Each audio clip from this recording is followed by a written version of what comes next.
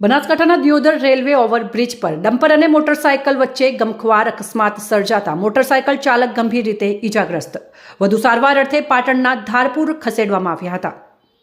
મળતી માહિતી મુજબ બુધવારે 11 કલાકે દિયોદર રેલવે ઓવરબ્રિજ પર ડમ્પર અને મોટરસાયકલનો ગમખ્વાર અકસ્માત સર્જાયો હતો।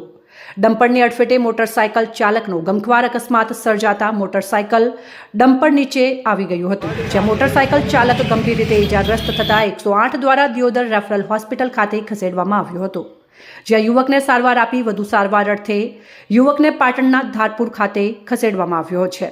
આ ઘટનાની જાણ લોકોને થતાં રેલવે ઓવરબ્રિજ પર ટ્રાફિક જામના દ્રશ્યો સર્જાયા હતા। મોટરસાયકલ યુવક કાંકરેજના નાનોટા ગામના યુવક મનુભાઈ રમેશભાઈ નાઈ હોવાનું જાણવા મળ્યું છે। દિયોદર રેલવે ઓવરબ્રિજની કામગીરી ઉબડખાબડ રહેતા વાહન ચાલકોને ક્યાંક ને ક્યાંક બેલેન્સ ખોઈ નાખતા અકસ્માતોની ઘટના સર્જાય છે, ત્યારે તંત્ર દ્વારા કરોડો રૂપિયાના ખર્ચે આ ઓવરબ્રિજ ખુલ્લું મુકાતા 1 વર્ષ પણ પૂર્ણ થયું નથી, જ્યાં અકસ્માતોની વણઝાર જામી છે।